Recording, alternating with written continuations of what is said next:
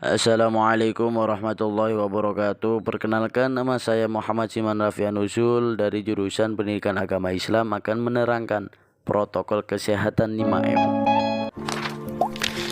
Yaitu yang pertama, mencuci tangan. Rutin mencuci tangan hingga bersih adalah salah satu protokol kesehatan yang cukup efektif untuk mencegah penularan Corona.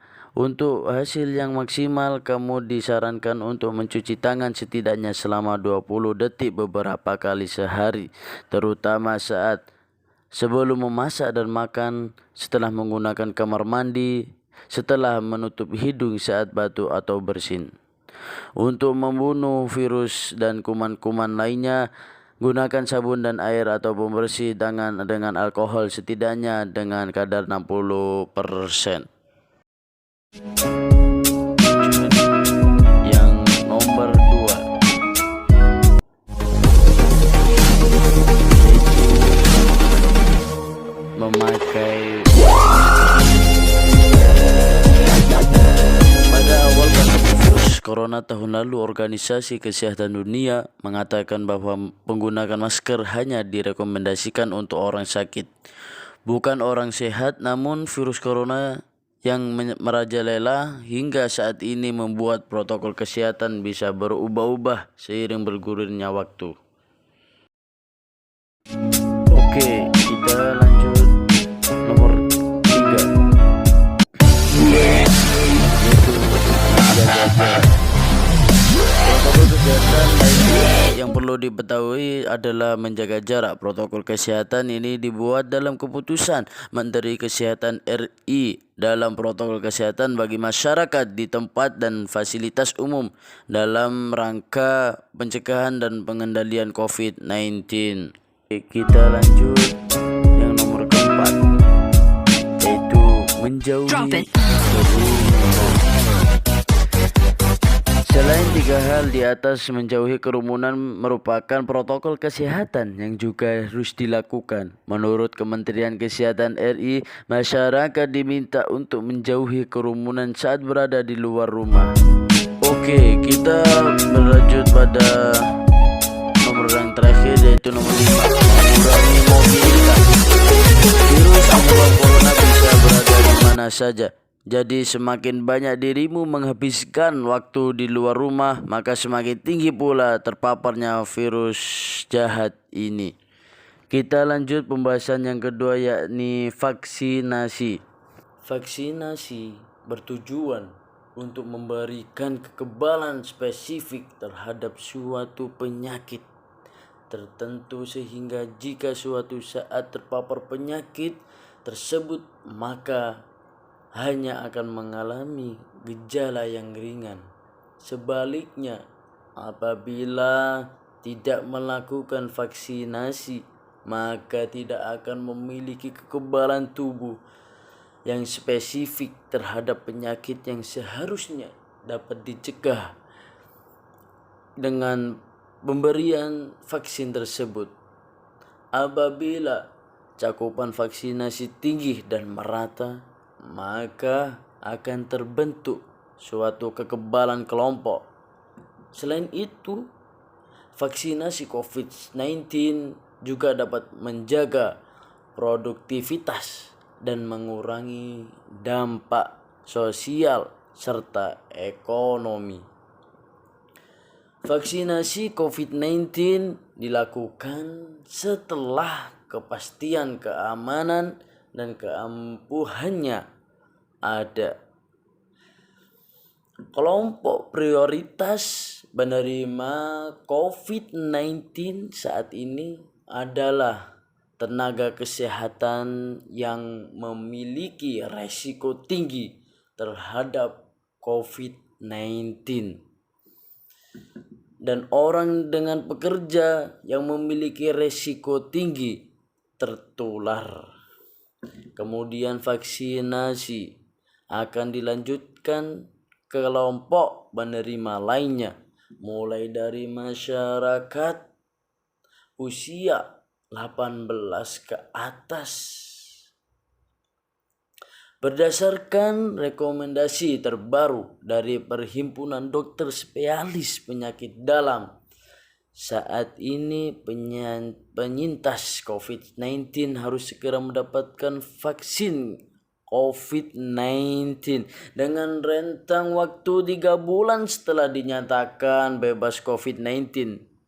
Hal tersebut dilakukan untuk mencegah terinfeksi COVID-19 untuk kedua kalinya, tetapi dengan varian yang berbeda.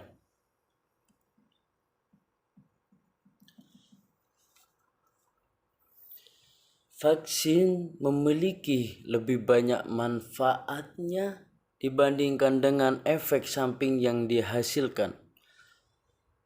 Vaksin dapat memberikan antibodi yang lebih tinggi dan memberikan proteksi terhadap virus COVID-19. Perubahan alami yang dialami ibu hamil membuat sistem imun di dalam tubuh juga dapat berubah. Telah menyatakan bahwa ibu hamil dan ibu menyusui boleh melakukan vaksinasi COVID-19 untuk menekan potensi terinfeksi. Meski begitu, tiap kebijakan tetap berbeda-beda. Di kota Surakarta sendiri, ibu hamil masih belum diperbolehkan untuk melakukan vaksin dimanapun berada. Alangkah lebih baik untuk berkonsultasi dahulu kepada dokter sehingga kesehatan dan keselamatan ikut terjamin. Dalam menanggulangi pandemi COVID-19, upaya vaksinasi dilakukan tidak hanya menjadi satu upaya untuk melindungi masyarakat dari penularan COVID-19. Selama bulan mencapai kekebalan kelompok, maka pencegahan yang efektif saat ini adalah mematuhi protokol kesehatan 5M, yaitu dengan double mask, dengan masker medis dilapisi bagian luarnya dengan masker lain agar menutupi rongga dari masker medis tersebut. Menjaga jarak, memakai masker, mencuci tangan, menjauhi kerumunan, dan membatasi mobilitas. Vaksinasi COVID-19 memiliki banyak manfaat, tidak hanya untuk diri sendiri tetapi juga untuk banyak orang. Vaksin COVID-19 aman dan halal. Hal ini disampaikan oleh Komisi Fatwa MUI Pusat bahwa sudah memberikan fatwa bahwa vaksin COVID-19 halal dan suci.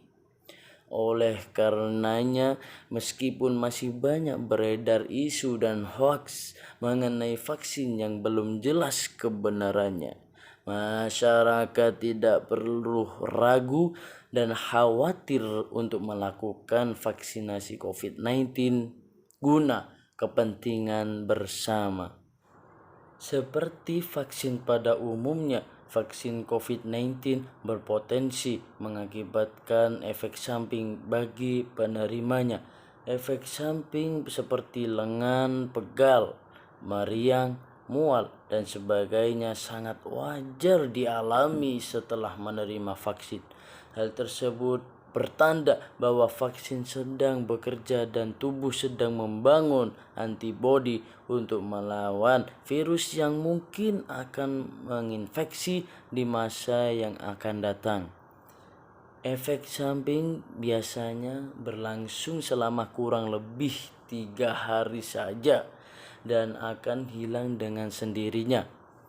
Namun, untuk beberapa kasus vaksin dapat menyebabkan kejadian ikutan pasca imunisasi berada dengan efek samping biasa sehingga perlu penanganan khusus bagi yang mengalaminya.